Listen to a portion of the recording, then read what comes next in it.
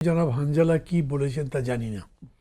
ভার্বাটিম যদি শুনতাম তাহলে এটার উপর একটা কথা বলতে পারতাম, কিন্তু সাধারণভাবে যদি আমাকে বলেন, আমি মনে করি এই পর্যন্ত সংসদ যেভাবে চলেছে এর মধ্যে এমন কোনো মহাভারত অশুদ্ধ হয়ে যায়নি, এমন কোনো কথা বলা হয় নাই যেটাতে আমাদের একদম বিচলিত হবার মতো আছে।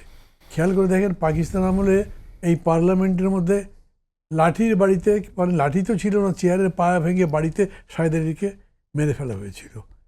আর তাছাড়া খুব হিস্টোরিক্যাল একটা ঘটনা হচ্ছে যে ইউএন জেনারেল অ্যাসেম্বলিতে ক্রুশ্চেভ পায়ের জুতা খুলে টেবিল চাপড়েছিলেন, পিটিয়েছিলেন, মানে সব জায়গায় দেখিয়েছে। জুলফিকার আলী ভুট্টো পাকিস্তানের সবার মধ্যে বক্তৃতা করছিলেন,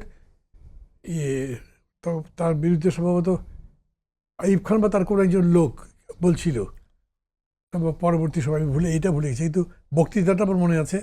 উনি বলছেন যে তার সম্পর্কে অভিযোগ ছিল যে ও মদ খায়, তো উনি তার জবাবে বলছিলেন যে मैं तो शराब पीता हूँ और तुम लोग तो आदमियों का खून पीते हो, तुम लोग खूनी हो। তো খুনি বলা হলো, তো কী হলো?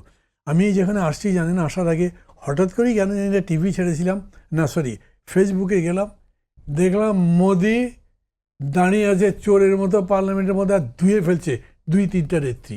আমি গত কয়েকদিন ধরে শুনলাম যেরকম করে বক্তৃতা করেছে মোদি, ওখানকার কালচারে বা যেরকম হোক নোমসটা এরকম হয়তো আছে যে তখন কেউ হইচই করে না, আমরা যেরকম হই হই করি বাধা দেয় এরকম করে না, করে মাঝে মাঝে হয়তো, ওই সময় করছে না।